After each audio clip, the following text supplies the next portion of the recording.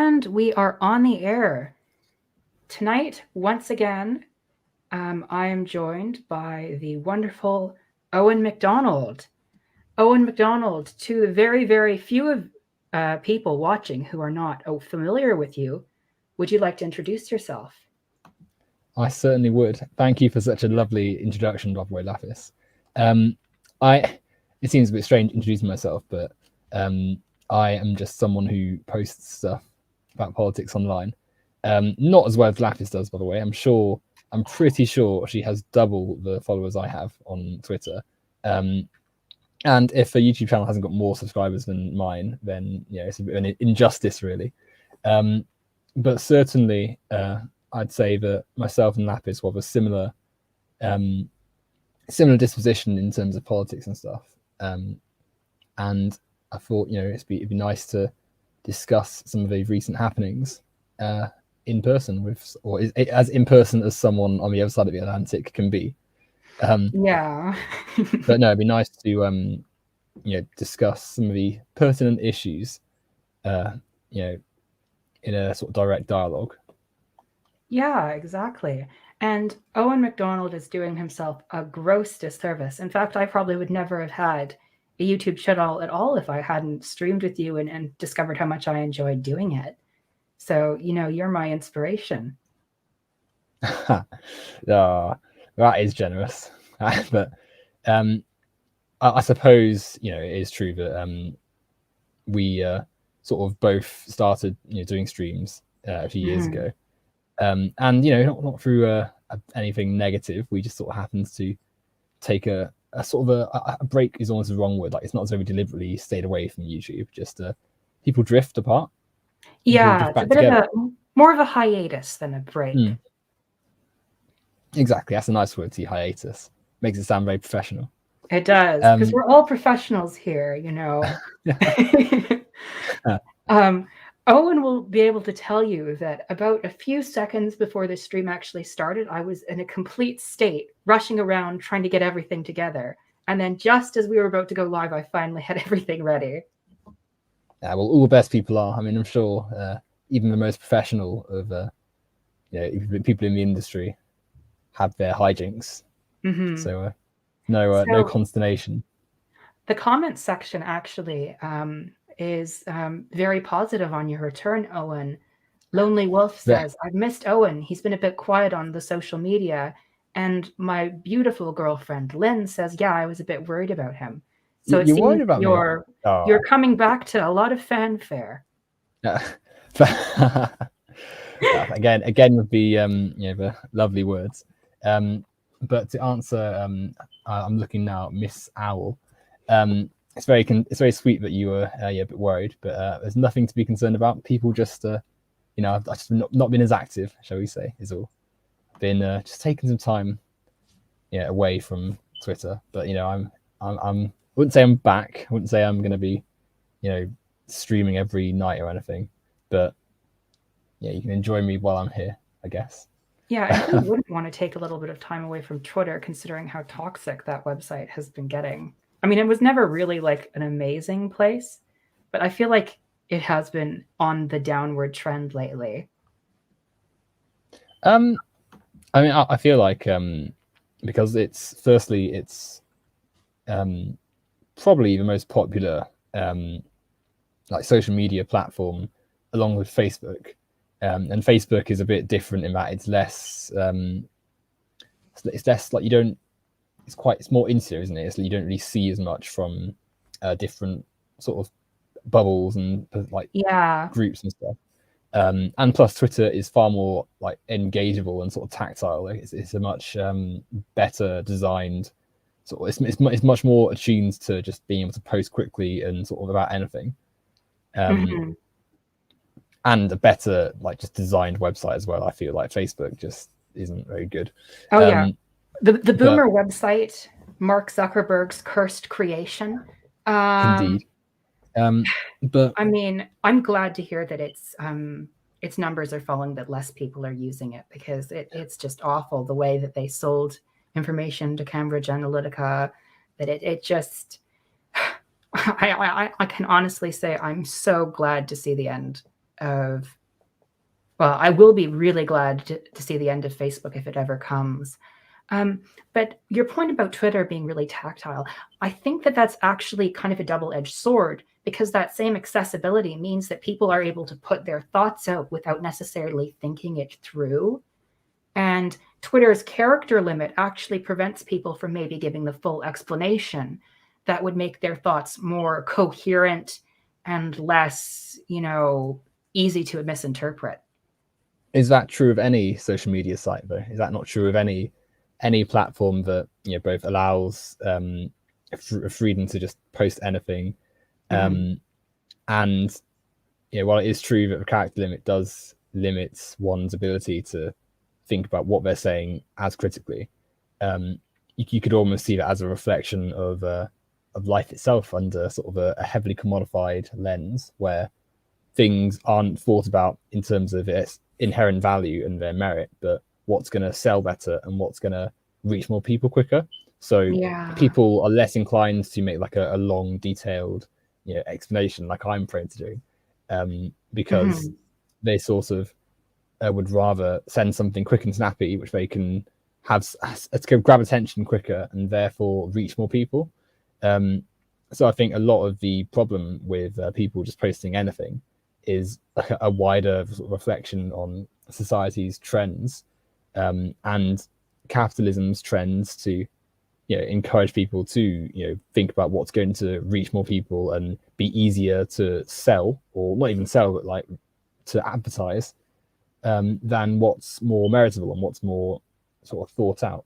And I wouldn't say, I feel like Twitter, it gets a very bad reputation, and a lot of it rightfully so, but it's not as though like people on Twitter are just sort of one uniform, everyone on that site is out to get you and out to go and grab you. It's a popular social media site, so of course it's going to have a wider base of people, and amongst that wider base are going to be people who are more prone to acting in a certain manner, whereas on Facebook it's like like you said a second ago, just sort of very concentrated groups of the same people who aren't going to interact with like things they don't really enjoy. So it's easy to sort of see why someone can post, wow, like there's like images of like this immigrant has eaten 5,000 tacos and it's all coming out of your tax-paying money, and like the comments are all wow, this is why I voted Trump, and like you can almost just make it up yourself. Like it's all just nonsense, but it's very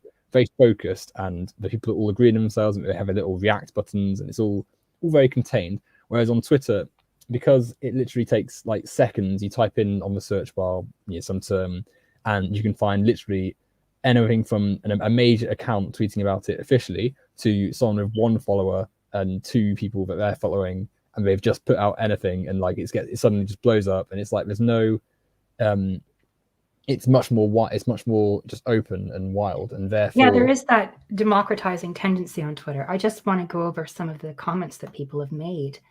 Venus Left says, wow, I remember you two from back years ago when it was hard to find anyone on YouTube defending non-binary people. Well, I take that as a badge of honor, and I will defend non-binary people to the day I die. Like, their rights matter, whether they want to be included in the trans label or not.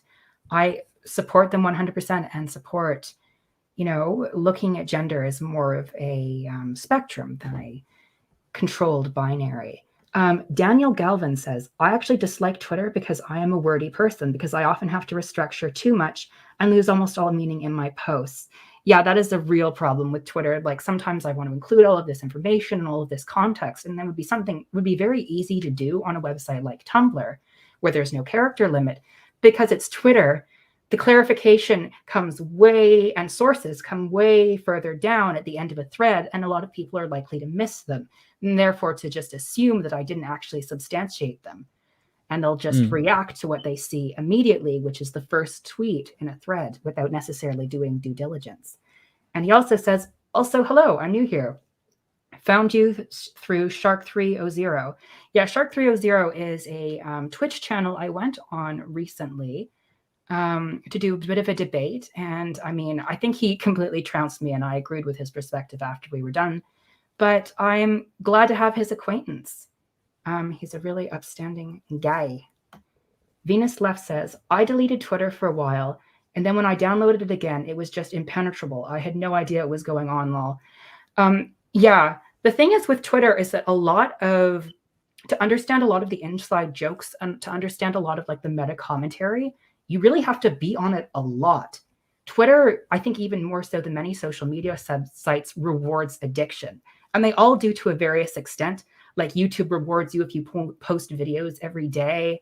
Twitter rewards you if you tweet every day, but it's also volume as well. The amount of tweets you put out, the hour you put those tweets out, it's all, it can all be a very sort of rationalizing experience because you have to calculate, okay, if you want to be really successful, all right, when do I post those tweets? When do I go after that stuff? You were making a point though too about how people kind of describe Twitter users as like this amorphous blob, and I couldn't agree more. I think that Twitter user has taken up the same linguistic space that Tumblr user used to. You know, it's the new website that's popular for sort of reactionary creators to bash and to describe as in almost like an amorphous blob that all thinks the same. It's the new website that's been kind of queer coded and associated with furries, all the things that I guess heteronormative culture sees as cringe. An argument. Easy ways of just saying, well, I don't have to engage with this because this person's just part of the Twitter mob and they're gonna, say the rubbish and I don't have to listen to it. Just what you were hinting to there. Like I think the fact that Twitter has so many of these sort of marginalized people on it makes for a very positive sort of thing, because obviously it's good that people get to have the platform to express themselves and to find communities, especially you look at like, imagine you're in some like little town in America somewhere, and you're like the only gay person for several miles around, and all your people in person like really fundamentally like bigoted. Like it can be very useful for them to be able to go online and find like-minded people who understand and will listen, and even just are maybe gay themselves and can just be spoken to about things that they also share. So certainly, like I feel like people miss a lot of the positives when they're talking about Twitter, and certainly like the negatives and stuff. I feel like it doesn't really matter that it's Twitter. It's just like Twitter happens to be the most successful of the social media sites, and so it's sort of inevitable that you'd have the sort of problems you do find with it. And we're sort of saying, like going back to what Daniel says about not liking wordy tweets and not being able to be expressive as he likes.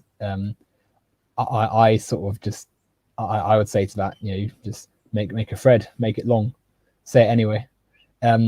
Because for all, obviously, like, sure, it's not going to perhaps be as punchy as someone's individual tweet, but you got to. There's always value in what you have to say if you say it.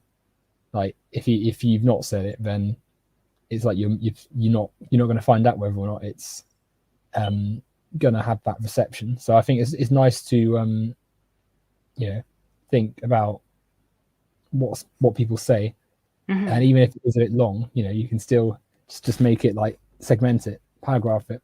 It's also a bit of a nice writing challenge too, because I'm a very wordy person. I love there's nothing I enjoy more than just writing a nice sprawling paragraph and thinking about how I can twist and contort language to my own sort of devices.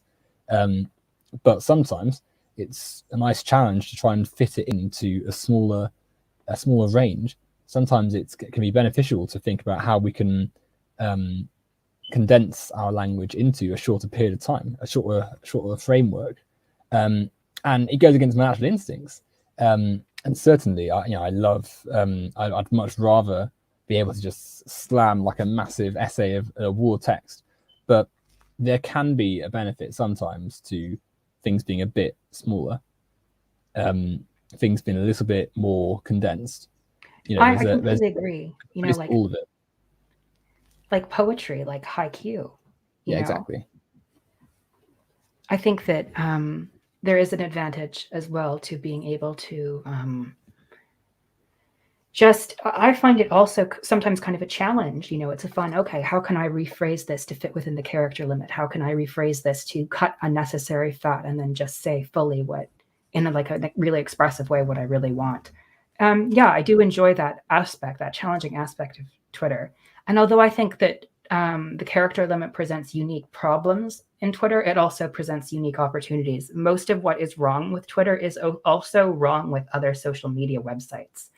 It's just because the website is being seen in this particular way now, even more so than it was, say, back in 2016, people's perception of it has shifted. So what you're saying about the Twitter mobs is very interesting, because I want to kind of bring that back to the way a lot of people are talking about trans issues now, particularly in the UK. There was a lot of talk about how the trans mob and the Twitter mob were going after J.K. Rowling for just expressing opinions. You know, and the BBC even gave her an award, I think, for her brave transphobic essay. And I was wondering, do you think that, why do you think that this is suddenly the new direction that people are taking transphobia, this sort of hateful Twitter mob, as opposed to targeting figures like, say, Caitlyn Jenner?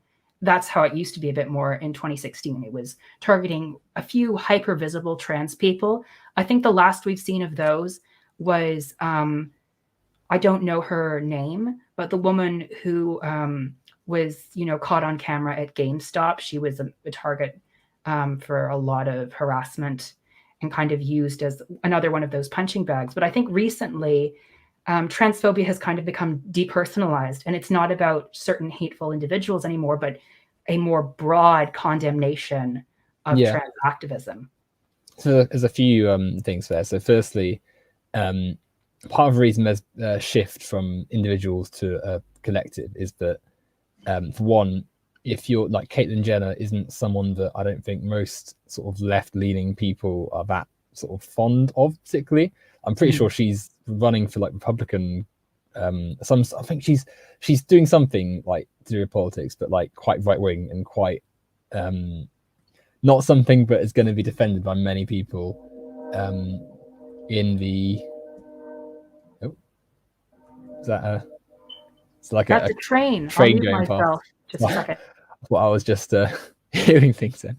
But no, yeah, Caitlyn Jenner, like she's not someone that people are going to be fussed about. So naturally, if you're going to be like, yes, Caitlyn Jenner represents the trans movement and she's polluting it with her bad ways, like no one's going to take it seriously because there's no core support there. So there is a tactical benefit if you're a bigot to focusing on a wider sort of general problem, because then you don't have to you don't have to attack the actions of one individual. You can sort of just make it about an entire collective. J.K. Rowling, I think, is a nice intersection of like how we idolize certain people playing into this too, because she's someone that up until this sort of thing had happened, she's a very successful children's author. Most people have read and enjoyed Harry Potter at some point in their life. Certainly in mainstream culture, like Harry Potter is one of the biggest sort of exports of like UK literature in the 21st century, or I guess part of the 90s as well. So it's very easy to see why if she says something bigoted and then people come and criticize for it, you can quite easily construe that as a popular woman attacked for her just expressing her opinion, especially also as J.K. Rowling has previously criticized like really right-wing people and been attacked misogynistically by them. So you can take the legitimate sort of or the genuinely bad stuff that previous bigots had done to J.K. Rowling and then conflate that with trans people rightfully saying, yeah, this isn't okay what she said, and make it very easy to smear the trans people saying that. Additionally, obviously, like transphobia is is part of the wider anti-LGBTQ ideology and sort of movement, and because explaining a trans person to someone takes a bit more understanding than just saying, a person is gay. And it shouldn't do. It's not. I don't particularly think it's a very tricky thing to understand at all. Certainly, if you take the time just to 5 seconds on Google will pretty much do it for you. But it takes, if you've got that ingrained ideas about sex and gender, and you've grown up in a culture that's very heavily sort of you're encouraged to see things in a binary, and there's all those sort of stereotypes and ideas about it. It takes more to unpack that than it is just sort of seeing a man and a man can get married. It takes a bit more to think about it. So the bigots naturally have a bit of an advantage when it comes to defending their positions, because they can say they're rubbish, and it takes a bit more time to explain why it's rubbish to someone. It doesn't take much. And often you'll find that people who actually sit and listen to what a trans person is saying will find that actually it wasn't that hard to understand, and it made a lot of sense when they heard it. But part of the tactic is making it such a hostile environment that the second you hear those terms, you're sort of conditioned to either react badly or get defensive, or be made to feel like you're under attack, which is why these bigots, instead of actually talking about what trans people are saying, they'll make up trans people are forcing you to do this, trans people are attacking this woman for disagreeing with them. They never focus on the argument. They always focus on how things appear, or how the perceived behavior is, because they know that if they engage with the argument, their whole position would just fall apart and they'd just be exposed for the bigots they are. So instead, they have to either drag in some nonsense, or they act as though there's a hostile culture that trans people are doing, or all the nonsense that every marginalized group has had to face at some point. But because trans people are, as I said, it takes more to you can, with your own eyes, you can see that a black person is equal, or two men holding hands isn't a bad thing. But because of the sort of ingrained gender binary, it takes a little bit longer for a lot of people to unpack why transphobia is wrong, or why gender isn't just a strict binary, or why person's genitalia doesn't instantly determine what gender they are. Like, I think you're exactly right. Yeah. Sorry, I'm going on a little bit. No, it's completely fine. So first of all, Venus says Jenner is just a normal conservative, I believe. She's not progressive or libertarian in any way.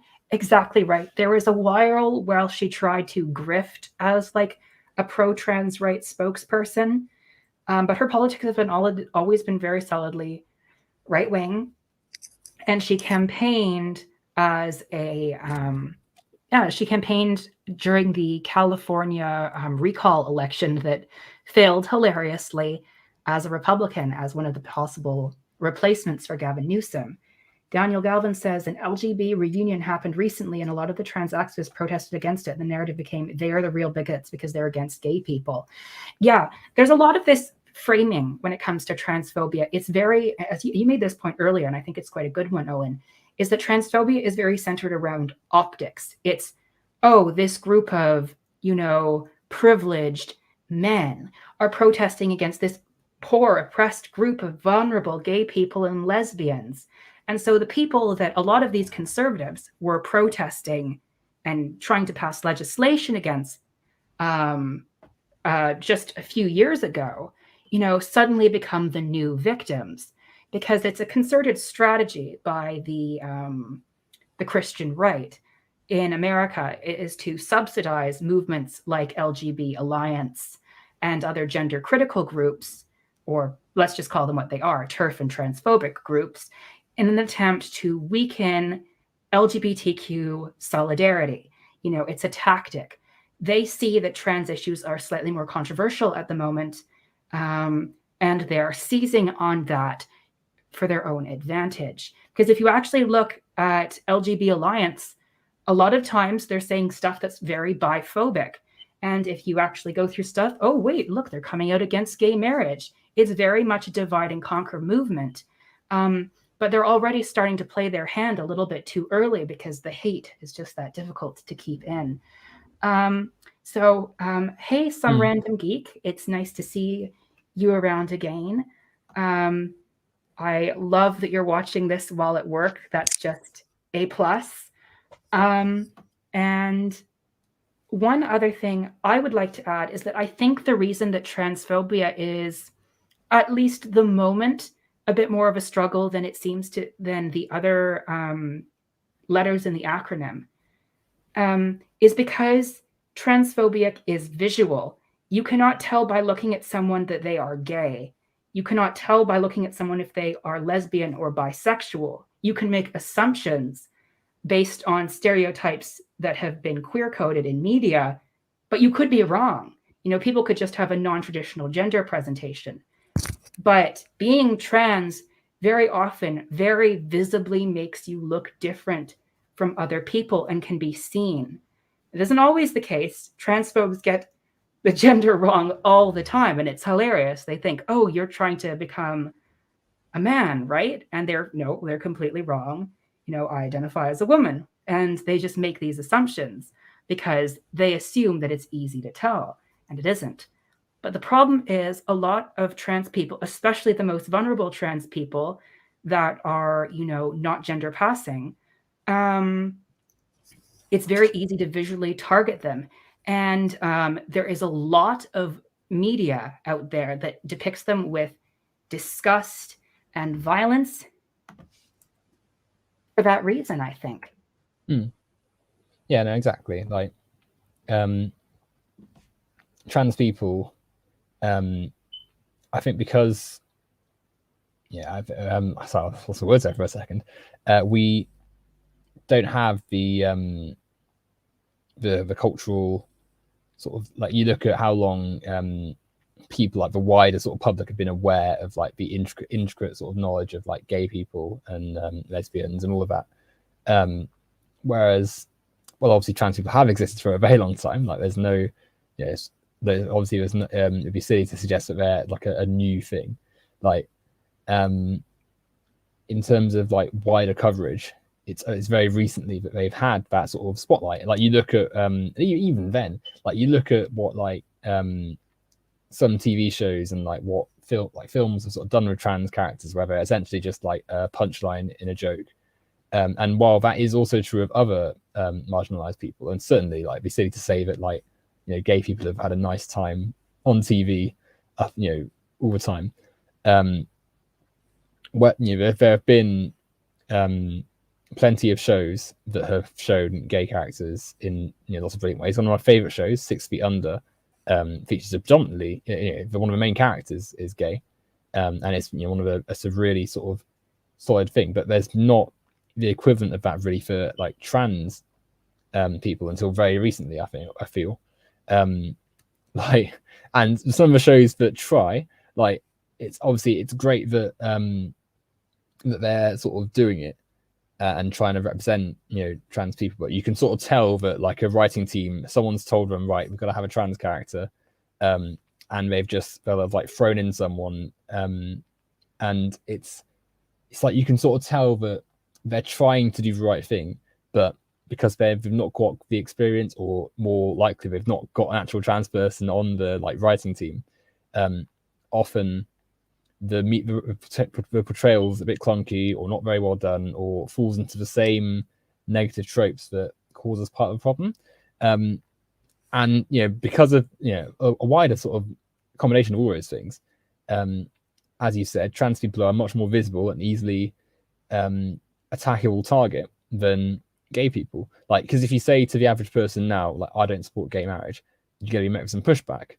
And even if you say, I don't support trans people, you're going to be met with some pushback. But these bigots, they can codify it and say something like, I believe in human sex, or I believe in women's rights and women's spaces.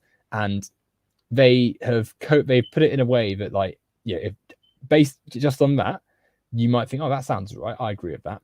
But they've hidden inside that message, like, you know, oh, by women's spaces, I mean this sort of category of women that I've come up with, which excludes all trans people based on, you know, unscientific factors, or by I believe in human sex. They don't mean like they don't mean they've like studied the factors that go into determining, you know, gender and, you know, sort of what influences, like, it's not nuanced at all. It's literally just like, have you got this? Have you got that? Right, you've met my checklist, which, as many people have pointed out, actually excludes lots of different people who aren't necessarily trans. Like, it's a silly way of looking at, you know, the world. Like, biology doesn't just fit to one outdated system of looking at things.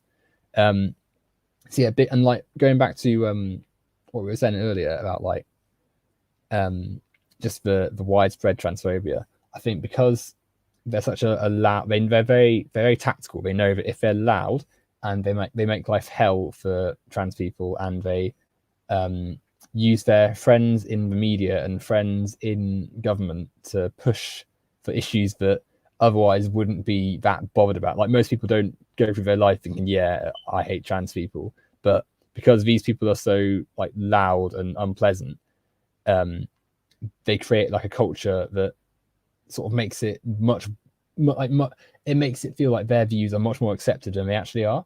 Which isn't to say for a second there isn't a widespread problem with transphobia in society, because like obviously there is. Like, you know, you just have to look at what people sort of think and act and say and do. But there's not like, you know, it's not as though people wake up and think, oh yes, trans people are going to make me feel unsafe today. It's, you know, this little minority of people who are very loud, who create a false narrative and then sort of put it in people's mouths. Hence you get, you know, the people at the BBC, like, I think, you know, like the BBC put out some, I'm not quite sure what it was even. It was like a silly article featuring some, you might know more about this than me, actually. I would probably better you explain it. But well, the BBC put out this article interviewing several women who were like, oh no, I don't feel safe with trans women in women's shelters. And then it turns out that one of the people they interviewed is a cis woman who has been convicted multiple times of assaulting other women, and many survivors came forward. And that just goes to show that, you know, the BBC is not at all doing its due diligence here, you know, and recording the backgrounds of people who are saying these things. They're just trying to publish the most salacious story possible. And that's, you know, I think that the British corporate media, and in this case, even the British public media, has a lot of responsibility to bear in stirring up this transphobic hatred. You know, 100%. like, you look at stuff being published by The Sun, the Daily Mail, all of these sorts of, let's just call them what they are, rags. They're trying to profit on that 10 to 20% of people that feel a vicious hatred against trans people. Yeah. And I think with that BBC one, there's 3 factors to consider. First is that, as you said a second ago, a lot of people lack the knowledge to recognize what is and isn't a dog whistle for transphobia. So when someone comes to you with a story saying these women have felt threatened by this group of people that are trans, like, of course, in some people's head, like, they might think, oh, that sounds terrible, I better report it and just put it out. And they've not thought critically about it. Secondly, the BBC is the like head guy is a huge conservative, like literally is like a conservative lord, and they've long, like, the BBC they're getting quite a lot of flack because their coverage of politics and stuff in general recently has been so poor, like, for something it's meant to be an independent, you know, news outlet, and it just doesn't do a good job. And, you know, obviously when I say that, people on the right say the same thing but about the left, but I think, you know, that you've got to look at what's actually being said. And if you look at the coverage, it's very obvious that, you know, they're skewing one way. And then thirdly, what you said, these organizations exist in a capitalist world, and they, as well as reporting the news, their other goal is to make money, unfortunately. And it's a bit different from BBC, because obviously they are funded by, you know, like, taxpayers, but they still operate in a capitalist society. They still run on clicks, and they know that if they put out some inflammatory nonsense, while it is, you know, it's going to have a harmful effect in the long run on their reputation, they know that in that moment they've got a lot of traffic. Like, because for us, you know, the guys at the top, they're thinking, as bad as this reception is that we're getting for putting out a load of lies about trans people, like, everyone's talking about it, everyone's shared the news story, everyone knows about it now, and it's clicks. So the very cynical sort of monetized side of it is like, bigotry ultimately is a way of selling, which is also why a lot of these like people who, like for instance, what's his name, Graham Linehan, there we are. Like, he is obviously a bigoted, nasty man who has ruined his reputation. Like previously, if you'd said to someone like 10 years ago, "Oh, who's Graham Linehan?" You'd say, "Oh, he's written Father Ted and he's written the IT Crowd." And now it's like you just think of him as this washed up, horrible like bigot who's tanked his life. But inside, like, part of the reason they do it is because it keeps them like relevant. It gives them a new audience of people who will just unwaveringly support him, and therefore will be more likely to buy his stuff and circulate his ideas. For the same reason that all these you get like all these conservative YouTubers and media personalities who like just parrot nonsense, and you think, how can they even believe that? And chances are they don't. They know it's gonna generate money. So a lot of these people in the anti-trans movement, like, they're sort of like, obviously some of them have really just incessant beliefs about it, but a lot of them just know that they're guaranteed a certain portion of audience, and they know that they're going to be fervently defended because these people are so sort of terminally online and just obsessed with like harassment and bothering people and all of that, that it's almost like a mob, like a pack of wolves. Like, just you're going to have someone who's going to have your back and always sort of retweeting the same stuff as like all of you. So, it's ignorance, bigotry, but also like the wider capitalist system influencing a lot of how this stuff just keeps getting regurgitated and shared about, I feel. As Daniel Galvin says, more often than not, the people who worry about minorities being dangerous are just projecting the fact that they themselves are dangerous. So Some Random Geek says Tim Pool even brings up that some of the stuff he says he knows will get clicks. I mean, that's exactly like, if you look at what he said about Squid Game, he's like, oh, there's no political message to it. And then a few days later, he's like, actually, it's a critique of communism because all the contestants are equal, which is, like, if you watch the show, like, blatantly untrue, considering how disadvantaged old people and women are in the show. There's some people that have insider knowledge that they get from cheating. Some people who bring tools in from the outside. Some people who bring outside knowledge, like the knowledge of glasswork. So all of these things contribute to making the games in Squid Game, even under the most egalitarian circumstances, unequal. Like, it's a perfect example of capitalism's false meritocracy. And of course, Tim Pool knows that, or at least is smart enough to know that it's not inherently about communism. But it doesn't matter because Tim Pool is grifting. He wants money through attention. And saying that sort of thing panders to the right crowd and gets attention from our side. Now, Venus Left has made some really good points here. The first one I want to bring up is they say, I think it's a cultural thing because there are countries like Iran that are more homophobic than they are transphobic. And that's definitely very true. I think that in countries like Iran, male gayness is perceived as more of a threat than trans people. Because in trans people, it's like, oh, okay, I can see why Allah maybe made a mistake here. We'll give you the proper resources to change. It doesn't threaten their gender system. In the West, apparently, gayness is, well, for the longest time was extremely persecuted, but it's not inherently as much a threat to masculinity as the trope of the trans woman trapping the man into a relationship. And of course, it tears down the gender binary.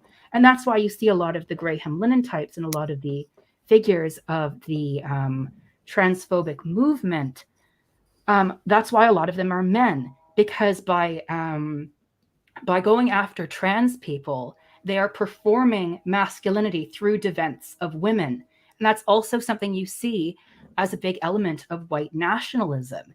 It's the defense of the helpless white woman. And let's be real, when we look at the other big demographic in the trans movement, what do we see? Oh, wow, it's a lot of white feminists, particularly middle-aged. Isn't that interesting? I think like, yeah, as you say, like the way culture influences people's attitudes to this sort of thing, because you can imagine like a lot of people, they'll think, yeah, I support women's rights, I support equality, and they'll get sort of suckered into the transphobic circles with like a bit of a sort of, it's almost like a bit of bait, like, if you hear women, if you hear something like women's spaces are being invaded by men, like, if you've not heard it before, you think, oh, that doesn't sound very good, and you get drawn in. And obviously, you eventually sort of like, if you've got that nuance, you realize, oh, okay, these people are just making stuff up. They've used this as a way of sort of packaging their own bigotry into it. But if you've not heard it before, and you're sort of being led on, then you're sort of instantly sort of surrounded by lie after lie. Hence the constant just shoving these like the adult human female and all of like just nonsense terms, where they've taken something which has a grain of like truth to it, or like something that could actually be used in real like applicable life, and either contorted it or twisted it or just made it an outright fabrication of what it actually is, just to push their own agenda.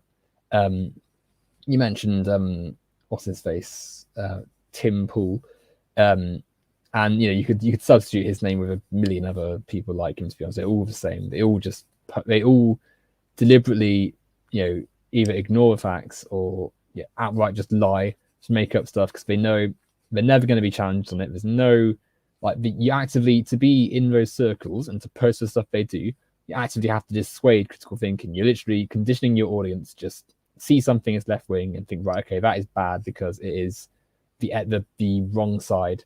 Like, for all they sort of it's quite ironic. Well, it's quite they like to say, oh, there's the left are making things so divisive, they can't get along, and then you look at what's being said, and it's just clear as day that they've been they're conditioning their audiences to instantly. It's almost like a bull. Like they see something left wing and they instantly just shut off to it, because of all the stuff of it.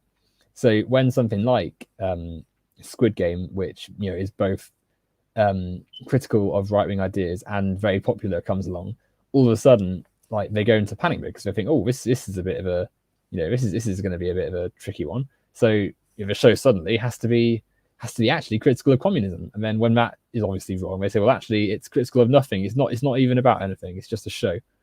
Like, so there's never any humility. So they can never admit they're wrong. They can never acknowledge something isn't quite perfect, and so they therefore generate an audience of people that I like that, and just refuse to listen and refuse to take in like the actual facts of something. Which is why also, if you go back to the trans thing, like the people who are in those circles are some of the most vehement bigots you'll ever meet, because they're just so like ingrained in just awfulness that they've been like, the second they hear a trans thing, it's like they refuse to engage with it. Like, you'll send them 1,000 studies and you'll get the same, like, oh, you're erasing women, you're destroying nature, you're against biology. Like, even if you link them 100 studies by biologists with PhDs and decades of experience, there'll always be some excuse or line they'll have to throw back at you. And it doesn't matter that it's nonsense. It doesn't matter that it falls apart under any scrutiny. It's like it's like a team, isn't it? Like, it's like a sports game. Like, you imagine trying to tell someone that you're wrong for supporting one football team over another. Like, that's essentially what is part of what's going on in these people's heads, where they're just like, they've taken a side and they have to stick with their side because they can't be seen to be wrong. And obviously the sad consequence of that is that trans people are just subject to really awful stuff all the time. And part of it, as you say, like there's a lot of overlap between the really far right types and transphobia, because obviously being anti-gay is part of their ideology. And again, a lot of it comes back to capitalism, because like the model of gender binary is, as well as being just like sexist, it also men that can delegate all their like domestic household labor to women and then pass it off as saying, oh, well, it's a woman's role to be the bearer of the children and the person who makes meals and stuff. It's like all that labor is then, you don't have to pay the woman for it because it's their natural role. So you're standing to profit from it, which is ultimately just a form of capitalism. So it's a form of that, power dynamic. So if people start being gay and people start transitioning their gender and all of that sort of stuff, like this model falls apart because all of a sudden, like a woman can marry a woman and think, well, actually, I can work a job, I can go and have my own life, or a woman can think, well, actually, no, I'm not female, my gender's actually male, I'm actually a man, and they'll transition, and suddenly, like, how does that fit with their binary? So they have to then be completely against all of that stuff, even if it is scientifically like obvious that people aren't just going to fit into two perfectly neat categories, and it doesn't matter that you're at various stages just get arguing against nothing, your arguments are nothing, rather. You've got to stick to it, because if you start deconstructing one thing, all the other things fall apart. It's the same reason that these right-wing types are often completely in denial about things like the benefits of benefits of like state programs and stuff, or don't believe in climate change, or think COVID is a lie. Because if you start believing these things and you start acknowledging these things are a problem, you have to look for solutions, and the solutions will inevitably lead you away from right-wing ideas and towards the betterment of the planet and betterment of everyone. And what ideas are, where do they come from? They come from left-wing ideas. They come from deconstructing systems of power and hierarchy and moving towards one in which power is shared and there's direct control and democracy. So all these things are connected, really. Like, I think you've got to consider that ultimately the system we reside under has a massive influence on a lot of these things. Yeah, I completely agree that the system does have such an influence. And I actually want to bring up a point that Venus Left made earlier. I think transphobia is much harder to disguise as love the sinner, hate the sin thing. It's often very obviously vitriolic, weaponizing dysphoria to hurt people, etc. Excuse me. And it's completely right. I think that that when it comes to that, that is part of the motivation behind like why transphobia is more like why trans people are more difficult for bigoted people, is because there is no way to affirm trans people and the gender binary. And their ideology rests so much on it. They are so invested in working within the statuses of male, female, man, woman, that they cannot break themselves free of that. The ideology falls apart. Patriarchy cannot exist without that basic assumption of the inherentness of men and women, how they are inherently the way they are instead of socially constructed to be the way they are. And I think that it's really noteworthy that a lot of the transphobic stuff you see also has a racist component. It's not just defense of womanhood, it's defense of white womanhood. And this goes wider than just trans people. Remember that athlete who was excluded from the Olympics? Caster Semenya, yeah. Yeah. She's a Black woman, and she was just excluded because her levels of testosterone were too high for the Olympic Committee's liking, And you can see a lot of comments that a lot of Black women get where their features are accused of being masculine, where they are seen as exhibiting masculine behaviors. And I think that transphobia also is now a more socially acceptable way of expressing hatred of lesbians.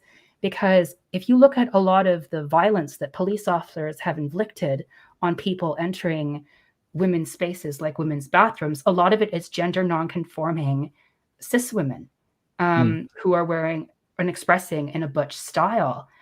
And I think that is extremely revealing when it comes to determining the source of TERF ideology and how it is ultimately a reactionary force. Another conversation I want to address in the chat is the connection between mysticism and fascism. Now, there is, and this is something I've noticed in my experience, there is a component of fascism that is very, honestly, it's really weird. And you made a kind of a version of this argument earlier, that it seems very anti-science, very anti-intellectual. You know, it's very much against studies and reading and research, and just dismisses all of that as, oh, you know, the media's sold out to the left. The universities are in the pocket of the left. Wait, all this information is in the pocket of the left. I have my instincts. What I believe has to be true because everyone else in my little tight circle believes the same reactionary garbage I do. We can't all be wrong. It has to be everyone else. And so this sort of mindset, this really inculcated idea that there is no truth, there is just, well, rather that there is a truth, but it's like a personal sort of individual truth rather than a more objective truth, is actually interesting because I think we have a version of it on the left. But of course, you know, ours is, oh, we should stop thinking that science can be objective and we should start looking at, you know, how actually everyone has their own subjective things that they bring to the table. And that's why it's important to have a diverse team of scientists and diverse groups of researchers. Otherwise, you end up with studies and information that's completely wrong because they don't represent a diverse group, like a diverse amount of perspectives, right? You know, you end up with very biased information if you think that everyone can be completely objective. But the far right also has its own version, I've started to notice, about how they believe that they alone, or what they have imagined, understand the truth, and that everyone else is just out to get them, out to tear down their worldview. Sorry. And Venus Left says, science is bad to authoritarians because it inherently involves questioning accepted realities. You're right. It, like, look at like Galileo, or any of these other scientists, Charles Darwin, you know, despite, you know, how we might criticize his works nowadays, like some of his later writings, Galileo and Charles Darwin both questioned scientific orthodoxy at the time, and cultural orthodoxy too, and fundamentally challenged religious preconceptions about how the world is. Namely, oh, well, of course the sun rotates around the earth because God created us and we are the center of the universe. We are his chosen children. Oh, and of course we didn't evolve from monkeys because God created us. We didn't evolve from anything. History is only so-and-so years long. All of this, you know, is very uncomfortable to the mind of the zealot. So they create their own truth that's devoted to a few scriptures or holy texts that they venerate, or it's a bit more of a conspiratorial worldview where it's just they kind of scramble together a bunch of justifications for enemies that don't actually exist. The elders of the Protocol of Zion, the Protocols of the Elder of Zion would be a good example of that. That's just a fabricated text to support anti-Semitic assumptions. No one was doing it.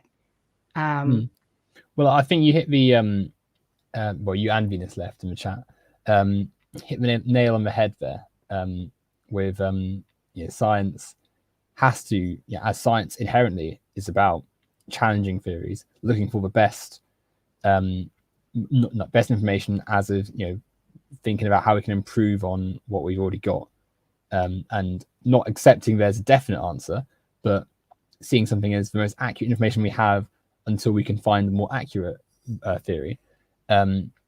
So if you are believing in a right-wing hierarchy of things being set in stone, there's always people on top and there's always a certain way of doing that, you're already at odds with science and the scientific ideas of how society should be. And if you're on top of that a fascist, and not only do you believe there is hierarchy, but there's a set order to it, which has you on top, obviously, you know, you can't, you're gonna, you know, science is pretty much a disaster for you, because all of a sudden you've got scientists saying, well, actually, this isn't this goes against what you've said.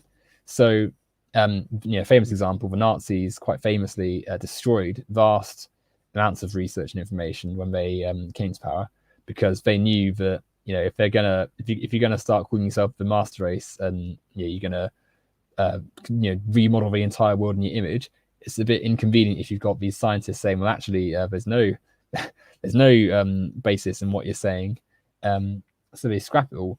And when we use the example of Galileo and Charles Darwin and many others like them, but they both clashed with organized religion, and a lot of people use that as a way of saying, oh, well, that means that religion's bad. And yes, it's true that the church and stuff, there's a lot of people who in the name of religion done bad things, and absolutely I think that I'm not religious myself, but when they miss the point that it's the system of power that makes these people act in that way. So you look at the church, they are one of the wealthiest organizations, or certainly in the 16th century when Galileo was alive. 16th and 17th century even. Galileo, he his model of looking at the world challenges the church's power, because if we start listening to Galileo and the sun doesn't revolve around the earth,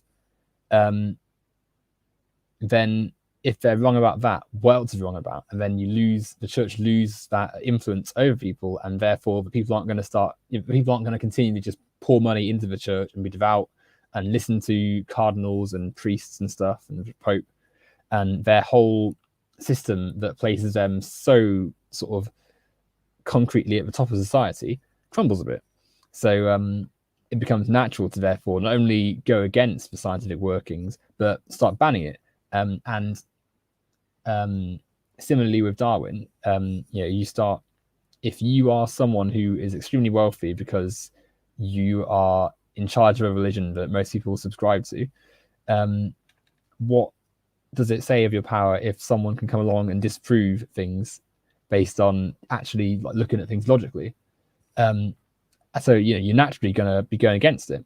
And it's the same with fascists. The far right and all of them, like we said earlier, they can't afford to have people questioning hierarchy and thinking critically, because to do that is to ultimately criticize the systems that they support and the systems that keep them in power.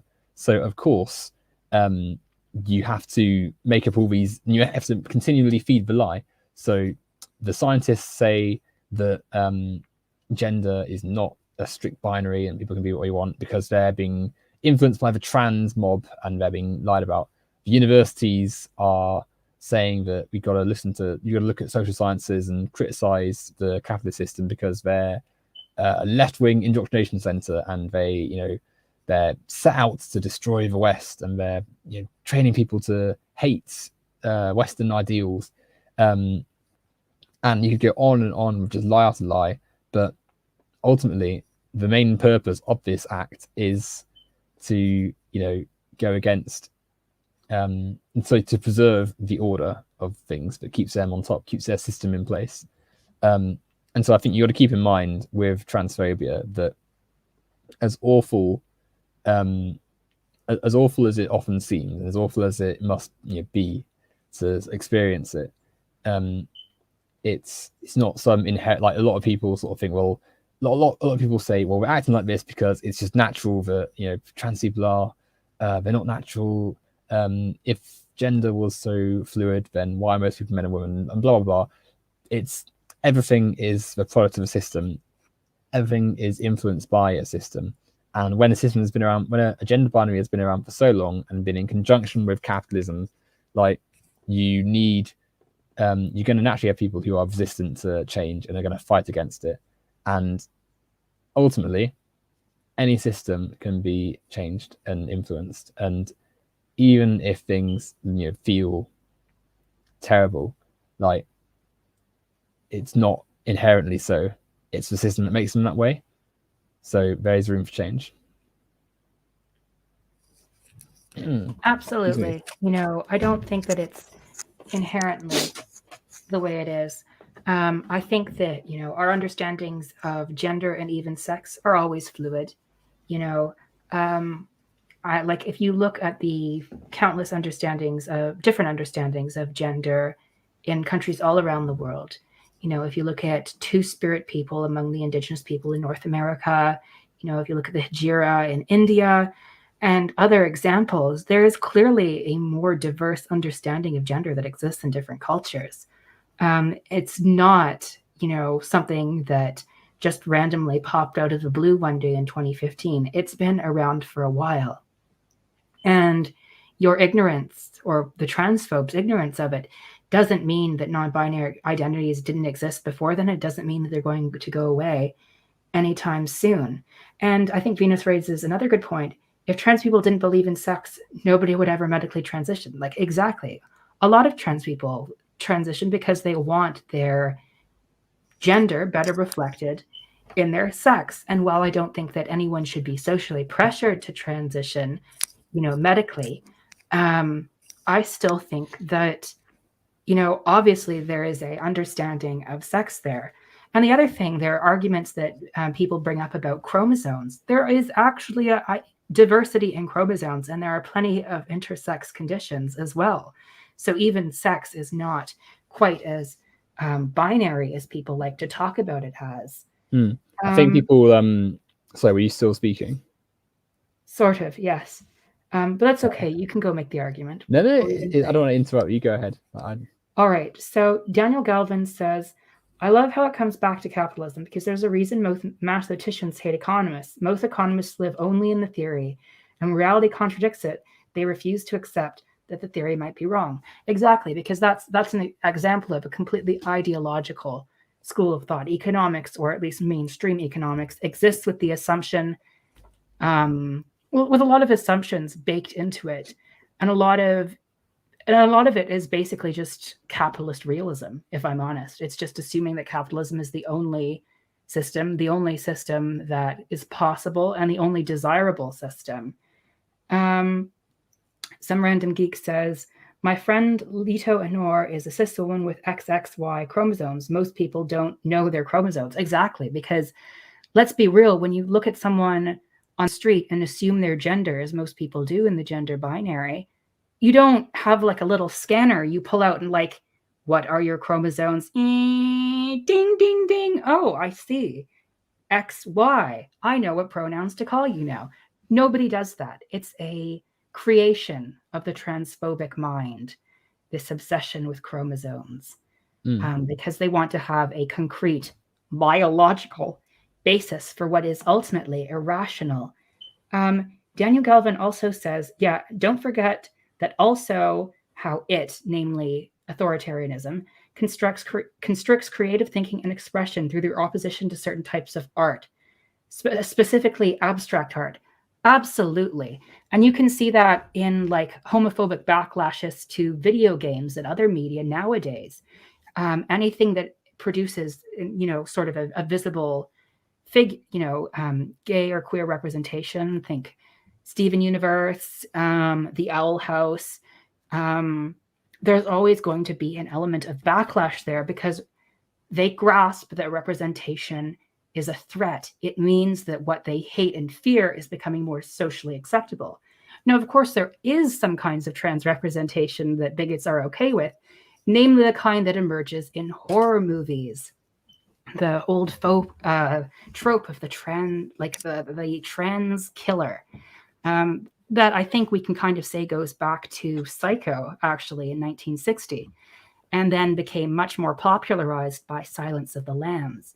Now, unfortunately, I really like both of those movies. I think they're very good horror movies, but, you know, one's not obliged to dislike something in order to evaluate its cultural impact.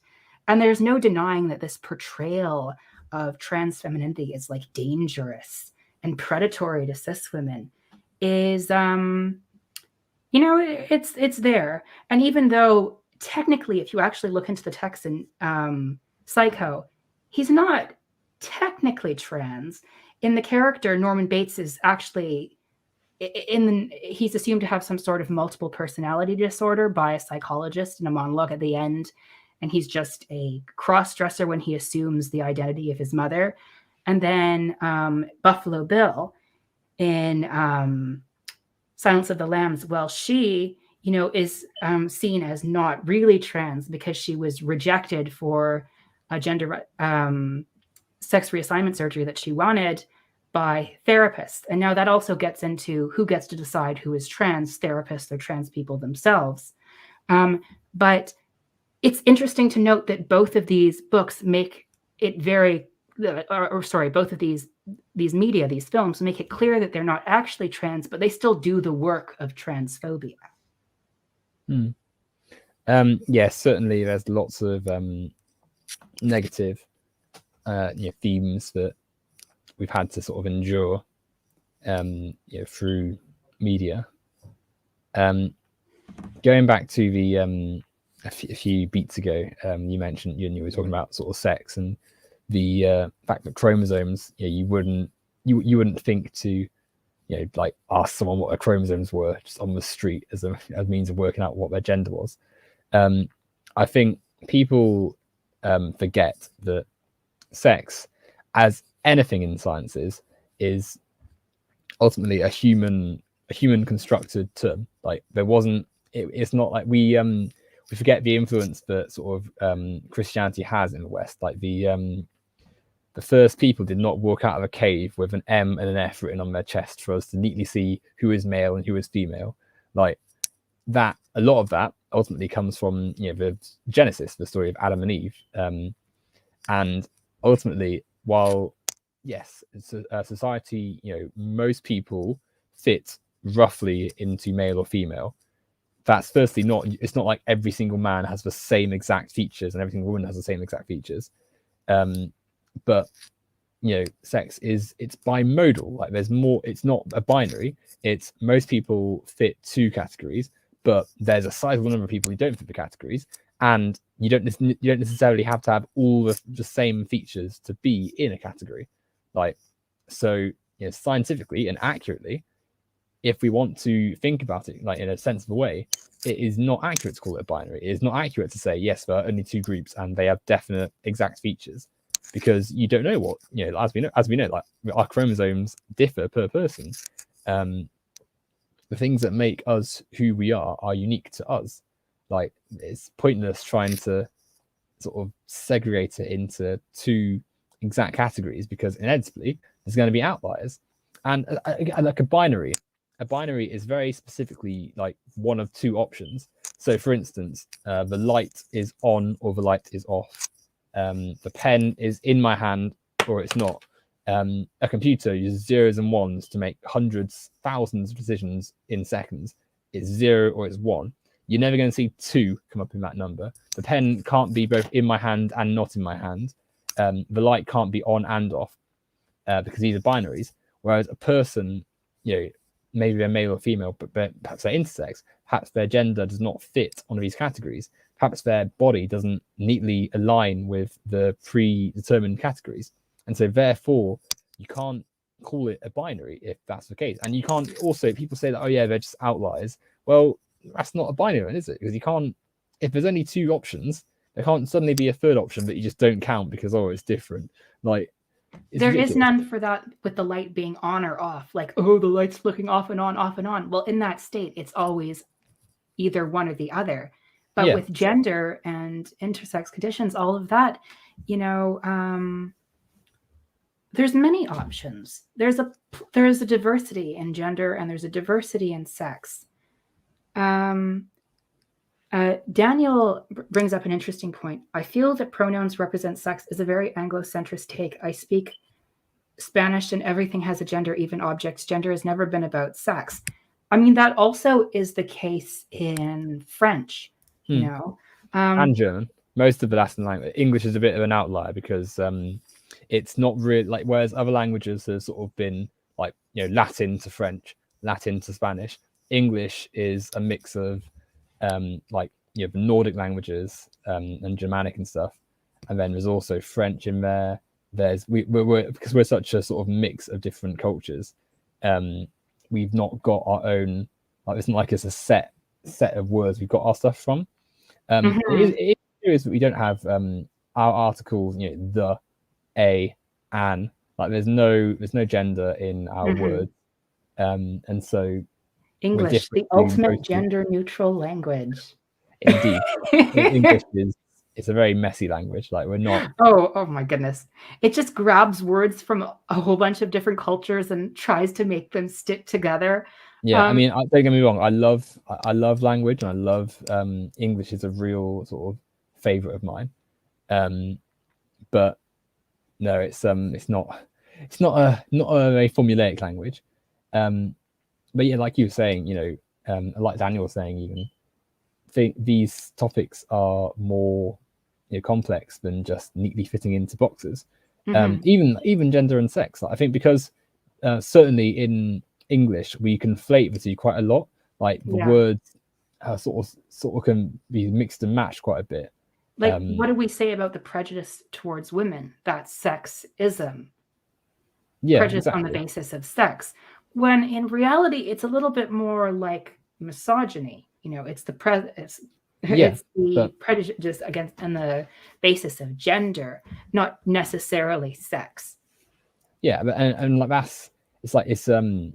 it's another example of sort of how words change over time. Like the way we express ourselves, like we have words that mean different things. Like for instance, awesome and awful both come from the same, you know, something leaves you a feeling of awe. And obviously if you've got awe, it could be a positive, so awesome, or it could be really bad, like awful. And you know, what is awe? Ultimately, like our language changes over time, and so to cling to, you know, like someone will probably make that point, oh, sexism is specifically against women and men because there's only two sexes, and yeah, blah blah blah. And when you see that, it's like the same sort of thing as people who insist that because they haven't worked out how to use a gender neutral pronoun, and it's like they don't know, but they think that, oh well, it doesn't work.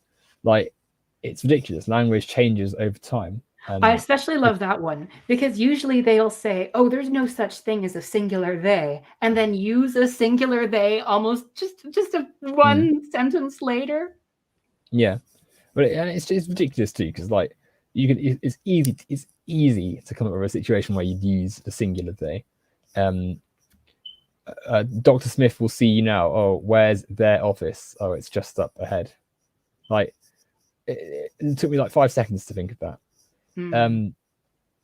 And you know, these people who just go out of their way to contrive themselves to go against change, like, it should be obvious, and it should be a healthy society should look at someone like that and think, right, in the bin you go, let's just move forward and just shut them off. But instead, because of what we were talking about earlier, where, you know, people want to make money off these ideas and make money off people, like, they're just regurgitated over and over again. So, and there's no sort of critical thought put into it. I think there's no such thing as the singular they argument is so popular because it gives like I get to seem more logical and knowledgeable for opposing these new advances, you know, and it obscures the fact that it's about bigotry, you know, and it comes across more as like you know, I'm so reasonable, rational, I understand things, you know. It's a flattering to the haver sort of thing to believe. I love how the conversation in the chat has turned into discussion of language and linguistics. I love that. Summer Again Geek says English is just 3 languages together in a trench coat, pretending to be just one language. And yeah, it is. And Venus Left says English for that reason. I like English for that reason. It's a very adaptable language. I would hate an English academy. You know what that reminds me of? I once met a guy that was trying to remove all French elements from English and just return it to like the ugly Germanic language that it was in the time of like Beowulf and everything. Anglo-Saxons. Yeah. And I just thought, good bizarre. luck, buddy. You're going to lose so many words and you're going to have such a pared down, sad language compared to what you had when English was more multicultural. When you really think about it, English as a language is a product of multiculturalism and diversity. Indeed. But also, language, like if you look at the European languages, there are so many words that you can trace throughout any language. Like lots of words, like you just look at numbers, like un, deux, trois, quatre, cinq, uno, dos, tres, cuatro, cinco. Oh, I missed that. Uno, dos, tres, cuatro, cinco. Eins, zwei, drei, vier, fünf. Like you can trace the words through each language. You can sort of see that they've got the same sort of, the same ideas are there, or even like colors, rouge, rot, red, like they all sound similar enough so that you can see that the same people were saying similar things, and that shows that language is such a mix of things. And so to cling, and if anything really, to cling to one set of ideas, it's not healthy, not good. But no, yeah. I think that you're absolutely right to try to like exclude all elements into like, no, I have to cling to this little bizarre artifact when there is so much more to the world and to language and everything. It's sad thinking, honestly, because you miss out on a lot. It reminds me of this hilarious story about Lauren Southern's ex-boyfriend and Lauren Southern going to try to eat in Toronto. But the thing is, the boyfriend would turn up his nose at any food that had a non-European heritage. And so they had to avoid restaurants that were serving things like ketchup because that had its origins in China. Just ridiculous. I mean, it's just when you're at that stage in your life, like you just wonder, like, because obviously that person, I get the impression they probably, if they weren't like monetizing their sort of career as like a right-wing reactionary, they probably wouldn't be doing those things. But I get that they're getting paid to say all this rubbish, but you do wonder, like, what is the point? Like, there's a sort of quiet like sadness to some of these people, just like they have to spend their whole time just posting complete rubbish. Like the ones who they'll watch a film and instead of just enjoying it, they're like thinking, oh, well, there was a black person in that scene and they got a line I didn't like, or this well, there was a gay couple in this film and I didn't, it serves an agenda. Like, and they're not able to enjoy anything. They have to constantly look for the angle, to make their little arguments about it. Like, it just rots your brain. Like, it's just insipid, miserable stuff. And I think that it's such a projection when they accuse the left of like, oh yeah, you just hate media because you criticize it. Because honestly, I think left-wing people, even at our worst, have always been very clear that you can separate enjoying a media from criticizing its pernicious or problematic elements. Whereas I don't think right-wing people have ever made that separation, or at least far-right people. Like you look at someone like Stefan Molyneux or Jordan B. Peterson, who thinks Frozen is like postmodern neo-Marxist propaganda. Yeah. But do they actually think that though? Like, do you think that they actually believes that? Because like this guy, these guys have hundreds of thousands of like followers, and if they suddenly started saying, if they suddenly start saying, well, actually, I quite enjoyed Frozen, all of a sudden these followers are going to go to the other thought leaders. So to a degree, they have to just continually sort of churn out their rubbish, otherwise they're going to lose their money. Like, you can imagine too, like some of these people, like some Peterson, I'm pretty sure he's like he's a doctor, isn't he? He's like, so he probably he could be doing a different line of work, but instead all he has to do is put out some rubbish little tweet saying like, oh, women have infected the workplace with their ways, and like he makes money from it. Like, it's probably not too difficult to do a lot of the stuff they do. Like, were I so inclined, I could rebrand myself as like, oh, I'm a black conservative and I believe that really Black Lives Matter is actually not all that worth it, and really there's no racism apart from against white people. And like, it'd be quite easy to do that because it's just, you just have to say like generic right-wing talking points, and you get the audience who just sort of swallow it up. So you look at, going back to what you said, just Stephen Molyneux saying that, like, I don't even know what he said, but just I can imagine, like, pointless right-wing nonsense. They don't even need to believe it themselves, because their audience, like, it's like you're going to, it's almost like a sermon where the pastor's just saying stuff, and you're almost like you have to suspend your disbelief and just sort of go with the flow of it. Especially like some pastors who get like really sort of into the chanting and stuff, and like every minute you hear someone saying like yelling out something, like it's almost like that. But like instead of with religion, it's with like right-wing talking points. Yeah, I mean, I think that people like Stefan Molyneux, honestly, he's a cult leader. Like, there was a thing that he suggested where you should like straight up cut off your family members if they believe in feminism, or like, and don't buy like white genocide and things like that. And oh yeah, and donate more and more money to me. He gives me very like Jim Jones sort of vibes. So Molyneux, I don't know how much he believes. Jordan B. Peterson, I actually think he's lying, because he wrote a paper way before he actually became famous about how you can use psychology to manipulate certain groups of men into doing what you want based on appealing to their insecurities. And then a few years later, he actually did it and was successful based on his own research. Yeah. And I have never been able to track down the thread that revealed that.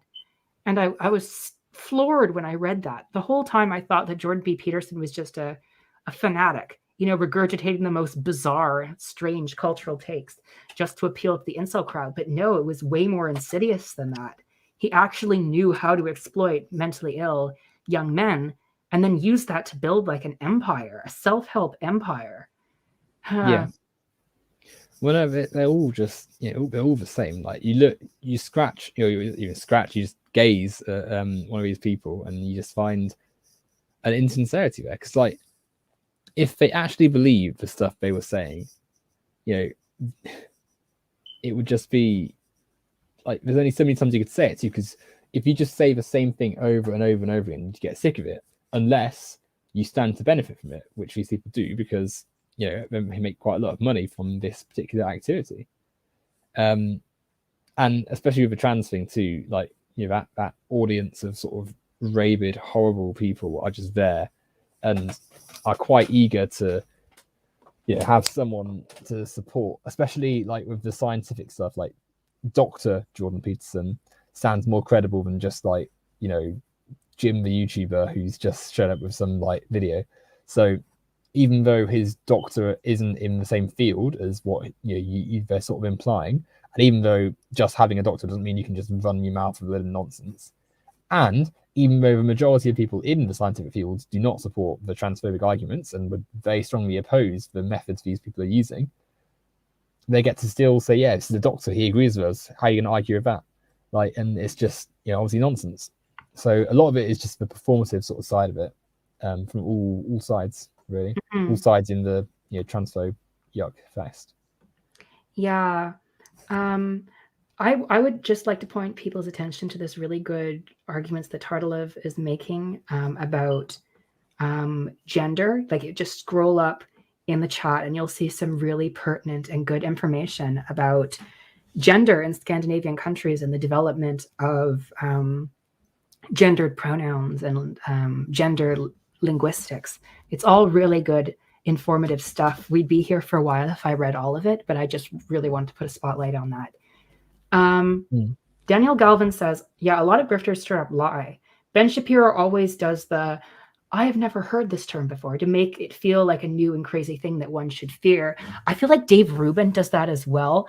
Like, I'm just so tired of the, I am a liberal, but kind of right winger. Like, they don't actually want to like own how far right they are. Like the Tim Pool's also in this crowd. Sorry? Tim Pool's also in this crowd. It seems like conservatives are kind of allergic to the term conservative.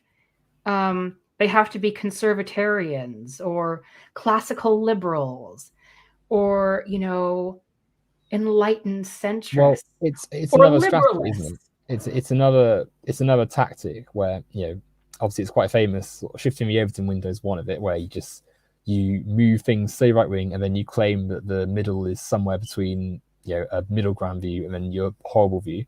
So it moves things right. It's also a tactic to try and win over less like this, because there's some people in these right wing circles that have a bit more awareness about themselves and can sort of see that a lot of the people in the movement are just rubbish. Like, there's some people who will never go along with like you know, like Fox News, because they sort of see it as just really awful stuff. So to con them over, they will, you know, call themselves liberals or call themselves whatever they want. They'll say something like, yeah, well, I was left wing, but, you know, I've been seeing stuff from the left which I don't really enjoy. And this is where, like, I guess Twitter comes back into it, because they'll either pull up like someone's one tweet account where they've put like, you know, I'm gonna cut someone's head off for saying this or something, and like that supposedly represents the entire population of like trans people or stuff. They also ignore the fact that like the trans person they're quoted is often like mid conversation. They've often had something awful said to them. They ignore the power dynamic and the sort of the flow of violence. So it's completely disingenuous from the get go anyway. And, you know, they present it as like, oh, the left's gone corrupt and bad. So really, if you're left wing but you don't like it, come and join me. We're the sensible ones. And then just parrot all the same right wing talking points, just like from the left wing perspective. I mean, you do wonder who actually sort of falls for this, because I don't think there's anyone who calls himself left wing sincerely, but actually like watches and supports the stuff that they say there. Even people on the left who say stuff like, yeah, well, I don't like the way the left's going. They don't even seem to watch these people. So yes, it's just a bit bizarre, really. I think this was more common back a long time ago, when people didn't necessarily see through this as a rhetorical strategy. Back in, like, say 2015, 2016, I bet there were a lot of left-ish people that were watching, like the Sargon types.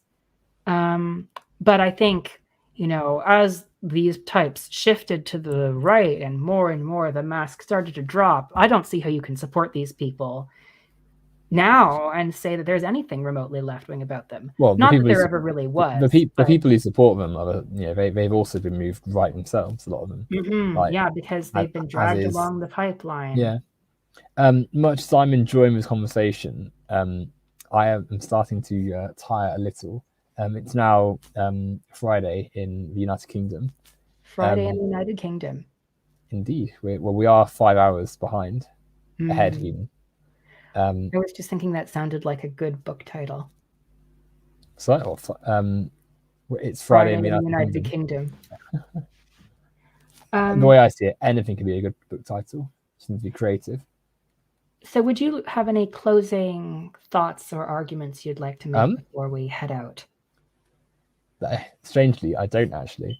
I mean, I feel like I've covered most of what I wanted to say already. I mean, I don't even reiterate that, you know, as bleak as things may seem, ultimately, you know, being trans is just natural, and there's always going to be people who are LGBT, even in a bleak reality where the Nazis won and blew up everything, and like everyone was a Nazi, there would still be people able to realize there's something wrong with it, because a trans person is, in a society with gender, it's natural it's going to be trans people. But then on top of that, you know, you look at the outpour of, like, you know, disgust towards like the BBC for their rubbish article, and you realise that it's the system that allows whole people to gain loud voices. The same system that, for instance, keeps the Conservatives in government, even though their policies and party doesn't actually have a majority of the support or votes. It's all the same capitalist system that does all these things. And so even if you're, like, you know, to a trans person, if they're listening and watching and they think, oh, this is such a bleak time, like, It's got to think that it's not you, it's a system, and any system can be changed and overthrown. And one day it will. Absolutely. One day we will win a better world. Thank you so much, Owen McDonald, for being here. And thank you, for everyone for checking in. These people, they added all of the people viewing today added so much to the conversation. This chat is like a treasure trove of new information and new ideas. And I just love the energy that was here tonight. Yeah, is Tardulf right? Am I saying your name right? I would love to stream with you sometime. And I think that, I understand why a lot of trans people are angry. And I think that, a lot of times people like to play the civility politics game of, oh, you're making us look bad. Why can't you just behave? Why did you have to act so angry? It's your fault that people are turning against us. And what I really think is we need to work towards a society that is more accepting of anger, because honestly, there are circumstances and times when anger is a justified response. Anger is a justified response to injustice. Anger is a justified response to bigotry. Anger is a justified response to violence. And that is, violence is the cornerstone of both transphobia and capitalism. It's what keeps these decaying systems alive long past their expiration date. I truly believe that we can win a better world. And I am glad that I will have people like you, Owen, to fight along with me. You give me faith for a better tomorrow. Thank you, everyone, so much for checking in. And ta-ta for now. Have a great night.